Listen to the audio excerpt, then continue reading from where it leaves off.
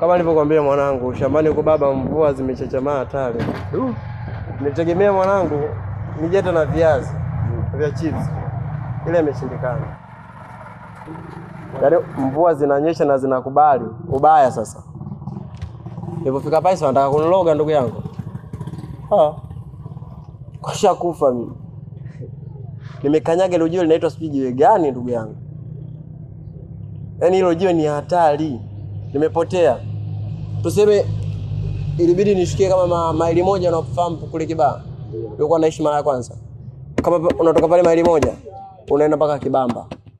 Kwa mguu hiyo. Kutoka kule kabidi tena nirudi. Kumbe nyumbani sio kule sasa. Kwa nimepagawa naambiwa umekosea. Umekosea hilo jina la mtaa wenu, kuna mtu ana jina hilo huku. Umeona? Kuna mtu ana jina hilo huku. Kaka. Nikasema haki ya Mungu watu wanajua kuloga.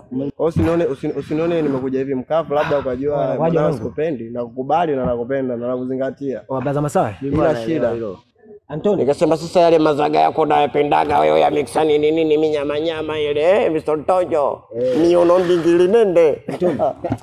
Ukeichoi. Antoni. Kono kama mjangu. Ila sale minyama nyama mizigo naipendaga wewe ile. Antoni. Ipo. Antoni Mr. Madem. Wanawake wa kutosha. Antoni. Wanawake wa kutosha. Sawa. Sijui utumbo ndizi huko mnawaita kule kuna mpaka utumbo nyanya. Sawa. Kiachana na utumbo nyanya huo kule sasa. Mnawaita chula kule ni zaidi ya chula kule ni nguva. Sasa mbona kama mnakuwa serious sana? Mtoto akikunja amekunja. Style sio moja sijui kifo cha nini. Hamna.